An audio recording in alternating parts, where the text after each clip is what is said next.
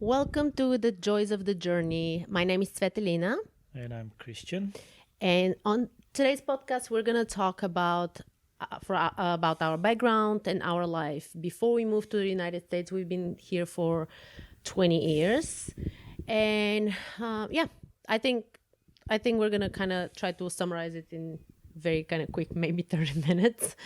But anyway, so do you want to go first, or I'll go first? You can go first. All right, so I was born and raised in Bulgaria. I was born in the city Plovdiv, is the second biggest city in Bulgaria, and is the best city in Bulgaria. and my family was not even middle class, I would say. We had a lot of rough times, and sometimes I just don't want to talk about it because I just push this in just in the past. But I have a sister. We are 4.5 years apart, and we are best friends now. Not when we were younger. When we were younger, we were just trying to kill each other, like every sibling relationship. And I started fencing when I was 10 years old. I've done a lot of sports, and I was terrible at it. I wanted to compete, though. That was the thing. But I was afraid, even if somebody throws a ball at me, and I was like kind of closing my eyes and putting my hands in front of me. So I remember I did swimming, I was drowning, I did gymnastics. I wasn't flexible enough. I quit after the first week. And then I did I tried to do track, and I was afraid of this, like when you do high jump, what is the Heard the hurdles? like the you gotta jump over the Oh, high jump, yeah. the pole. Yeah, I was afraid of the pole. And I did ballroom dancing, and I think I was good at it. It's just I didn't have a partner, and I quit because I wanted to compete. So then one day I saw one of my friends in the neighborhood, and she came home. She was walking with a medal on her neck, and I'm like, "What is this?" And she's like, "I'm fencing," and I'm like, "Oh my gosh, what is this?" So it's a sword fighting, for whoever doesn't know. And I went with her and signed myself for fencing. So back then it was government subsidized, so you can go and sign yourself. You don't need parents or anything. I mean, Eastern Europe is different. Yeah, usually like coaches will go to schools and try to recruit kids from the schools to sign up for their club, pretty much. That's again also government subsidized. Yeah. So then I went home and I told my mom I start fencing. She's like, "Excuse me?"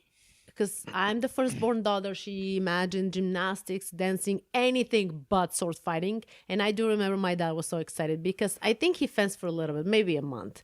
But he was very excited because he always wanted to have a boy. And when I was born, they didn't know the sex of the baby, obviously. And the nurses told him, "Congratulations, you have a girl." And he's like, "That's not my kid." So that's how bad he wanted to have a boy. But anyway, I think me and my sister have lived pretty like a tough tomboy kind of life in a way. We're pretty tough. And then I start fencing and I start competing nationally, internationally. It was, I'm not going to go into details of every aspect, but I'm coming from incredible close family, the family values, all those things are a big deal for me. And I try now with Chris to implement this in our own family with the kids. And then we met with Chris when we went to One World Cup in Paris. But I'm going to let him talk about his background, and then we're going to continue.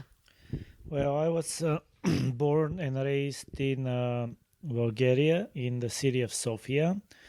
My story is a little bit different, where kind of we lived downtown, so everything was close by for me. In terms of my kindergarten was across the street, my daycare was 2 streets across, my Everything's close. elementary school, my high school, my training. But then, so at first, again, as Teti said, as kids, we go through a lot of sports. So every summer, I kind of assign myself like kind of couple of months, because our summer, usually in Bulgaria, we spend about 3 months off of school. So we have plenty of time. And 1 year I would focus on basketball, 1 year I'll focus on table tennis, 1 year I'll focus on beach volleyball, swimming. As she said, with swimming, everybody went through the same thing of almost drowning. That was twice for me. And, it's like working for trying to make yes, the Navy SEAL team. Twice for me. Once I got to this water bike, I kind of grabbed myself and I let myself go, and then I end up being underwater. So eventually, a couple seconds later, somebody pulled me out of the water. So that was one of my unsuccessful tries at swimming.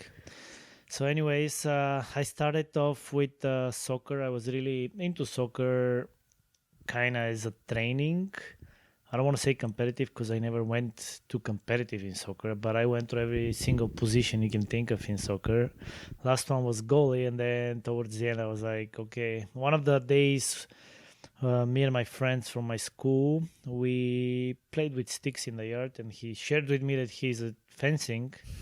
And I mean, in my background, my father was a fencing coach for 50 years, and when I was uh, when I was a kid, he was actually national coach. He traveled a lot, so I don't know if maybe I didn't get much the idea of getting introduced to it because he was traveling a lot.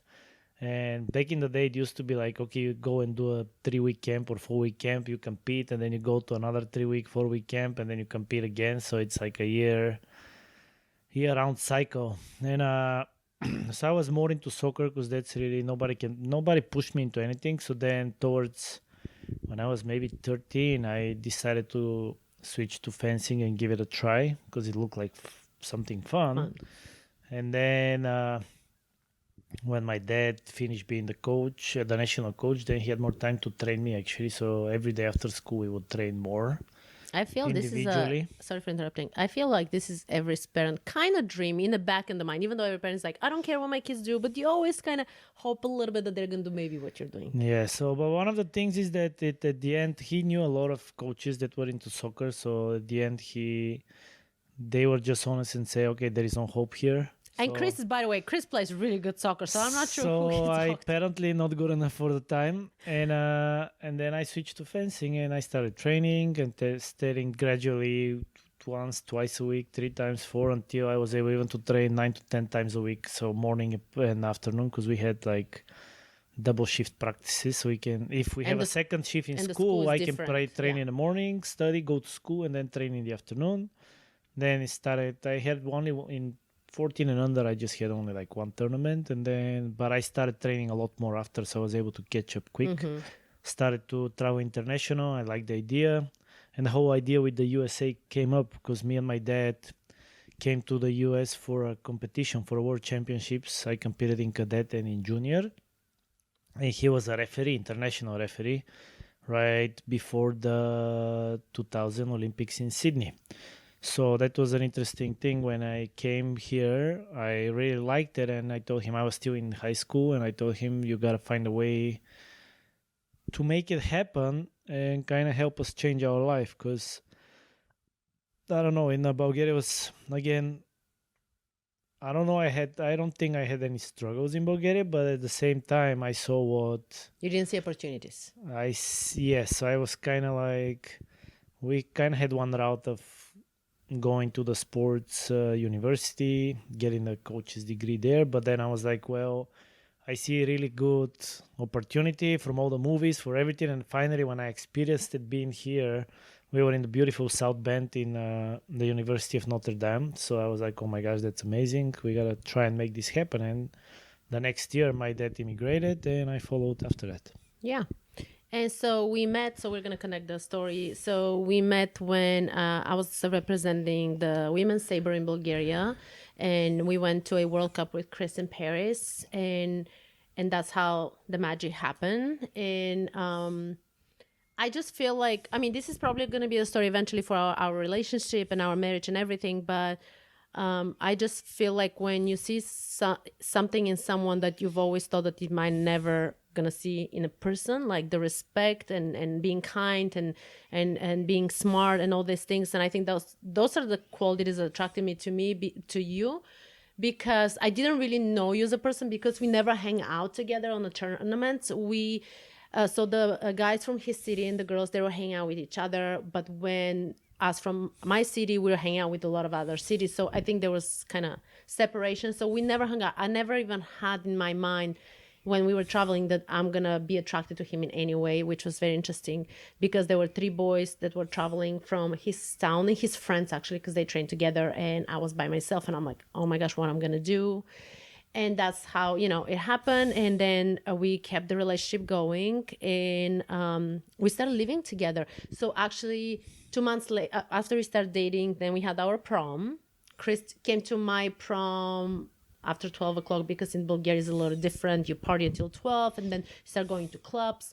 So I kind of did similar with his prom, and crazy because we moved on very quickly, like living together and stuff from the moment we start dating. Yeah. Yeah, And then I had to, after graduation, immediately I had to go to the army. to the army. Kind of wanted to get the service done, so I had no problem after that going to the United States eventually. Yeah. And this is interesting because for me this was really rough time. First of all, we didn't know if you're going to be in the sports army. After the 45 days you guys have training. And for those who are now the younger generation, you think like, yeah, you can text, you can this. No, you have almost no access to the people that are going for training. You don't even know what happens for 45 days sometimes. You might get a letter or something, but it's super limited. Yeah, I had the surprise of, yeah, they said, go, if you want to talk to the phone, go there, ring that button. And I rang the button, and then I had to wash 400 dishes for 3 hours. But I made the phone call after. I think you called me, right? Yeah. We're not going to share this with your mom that you called me. You didn't call her. I think I called her to let her know. This is so funny. Like, did you tell somebody else to ring the bell, the button? No, I think one more person wanted to do a phone call, so we were two of us. We created this line of somebody was brushing, somebody was rinsing. So it was a funny story. It was a good lesson. Oh, yeah. Don't press the button. So then Chris's dad came to United States. 6 months later, Chris came to United States. Then I came to United States. And then our rough times began. I mean, he had his dad here, of course, obviously, for him it was probably a little bit easy, but I had nobody. We were still dating. We didn't know what's going to happen with our relationship. And there were a lot of thoughts. Like, I remember I was on the plane and I was like, where am I going? Like, my parents took long for me to fly. It was just like kind of sad times for me. Like, you're questioning everything you do. I don't know if he's still into me in a way. Of course, I love him, but you don't know. For 6 months, we were separated. He was calling me whenever he can, but it was very expensive. Emails here and there.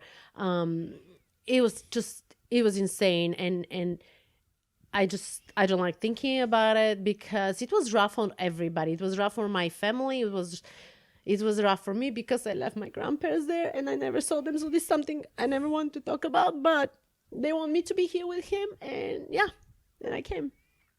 Yeah. And then we had kids. Yes. I mean, we got married 2004. This year's 20 years. 2004. Can you believe Now it's easier to remember, yes. So again, it's like tough times. We went through a lot of diversity. We tried different things in terms of jobs, in terms of where we lived, and then we started in California, and then we ended up coming back to California. We were in Chicago for now almost 18 years since we've been back in California. Oh my gosh. Yeah. I feel it was like yesterday. And we've done a bunch of jobs, and I don't know if we should do another podcast for the different jobs we had, or I don't know if it's going to be interesting, but we can mention them very quickly in this one. Or if somebody interested too in the comments, we can leave it and we can give it a more detailed story. But I went through a lot of jobs, and one way or another, it's interesting that with all the different jobs you have, you completely got to learn a different field, which helps you. I mean, vocabulary, skill-wise. And then when years add up at different jobs, then you kind of...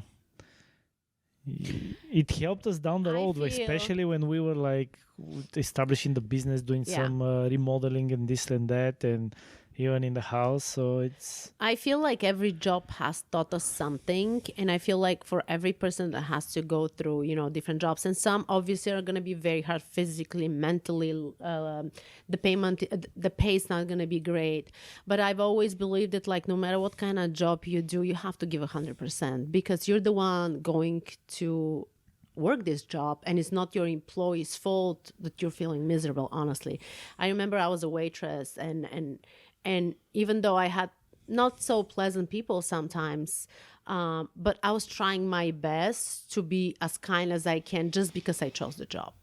And whatever kind of difficulties they're dealing with in their daily life or whatever happened, I didn't want this to affect me, but also I didn't want this to affect the way I'm servicing other people. So I think it's very important to not be miserable with the job you have, because change it if that doesn't work for you. But you don't need to have to make everybody else's life kind of miserable because you're pissed off at whatever that is.